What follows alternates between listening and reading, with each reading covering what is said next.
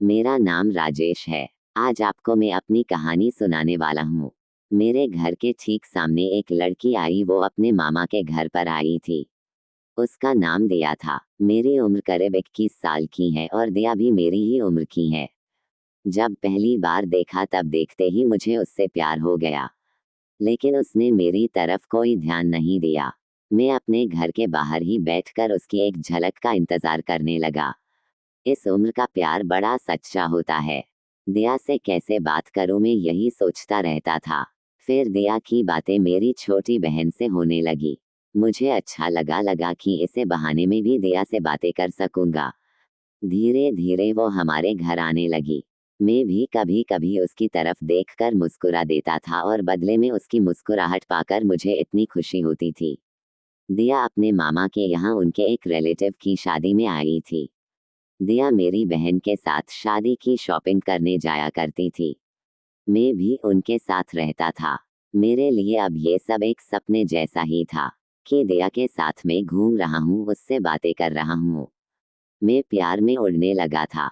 दिया के जिस रिलेटिव की शादी थी वो हमें भी जानते थे।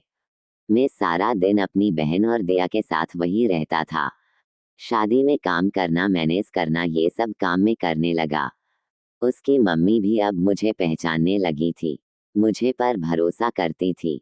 मुझ पर इतना भरोसा हो गया था कि दिया को मेरे साथ अकेले ही कुछ भी खरीदने और सामान लाने भी भेज दिया करती थी।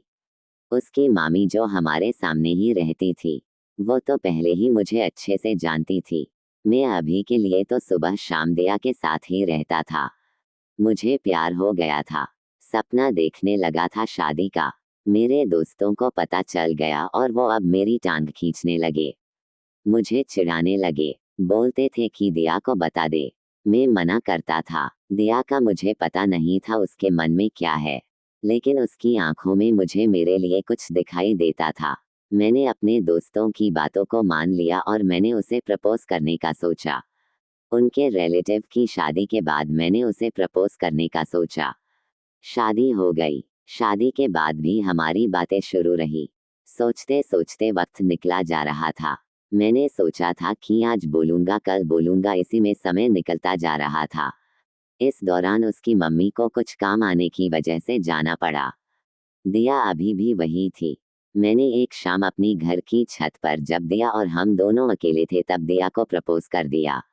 मैंने उसे कहा कि मैं उसी से शादी करना चाहता हूँ। वो मुझे देखती रही और थोड़ी देर बाद बोली कि वो भी मुझसे प्यार करती है। सुनकर मेरे कानों को यकीन नहीं हुआ। फिर बोली कि उसे कुछ बताना है। इतने में मेरी बहन वहां आ गई और वो चुप हो गई।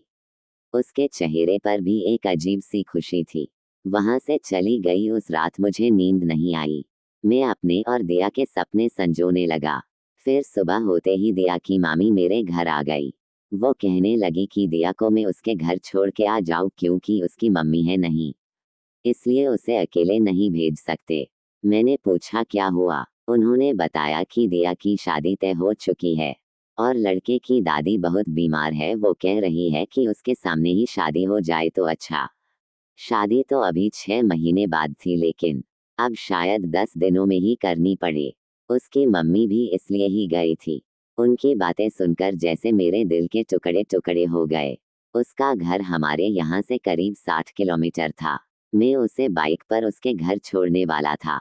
मैंने भी सोचा कि मैं इतने दिन रुका, एक रात और रुक जाता तो दिया को पता नहीं चलता और ना ही मुझे कि वो मुझसे प्यार करती है। दोपहर को हम लोग जाने वाले थे। इस दौरान मेरे दोस्त को भी पता चल गया था। वो मुझे कह रहा था कि अगर लड़की की हाँ है तो तू उसे भगा ले। मैं बाइक लेकर तैयार था। वो अपना छोटा सा बैग लेकर आई और पीछे बैठ गई। बाइक में चला रहा था और मेरे मन में कई ख्याल थे। मेरे दोस्त ने जो बोला था वो भी मैं सोच रहा था। उसने जिस तरह से मेरे कंधे पर हाथ रखा था, मुझे पता लग गया था कि उसके दिल में भी शायद यही चल रहा है। लेकिन हम दोनों ही चुप थे। खामोशी हमारी मजबूरी बयां कर रही थी। उसकी मम्मी और उसकी मामी को मुझ पर इतना विश्वास था कि उन्होंने अकेले ही इसे मेरे साथ भेज दिया। मेरे प्यार पर उनका विश्वास भारी पड़ गया था। मैंने उसे उसके घर छोड़ दिया। बाइक से वो नीचे उतरी। उसकी मम्मी मेरे आते ही मुझे देखकर कहने लगी, चल अंदर चल, धूप में इतना चला कर लाया है। खाना खाए बिना उन्होंने मुझे आने नहीं दिया। उसके बाद में वहां से निकल गया। वहां से निकलने के बाद मेरे अंदर एक अजीब सी शांति थी। मुझे बहुत अच्छा लग रहा था।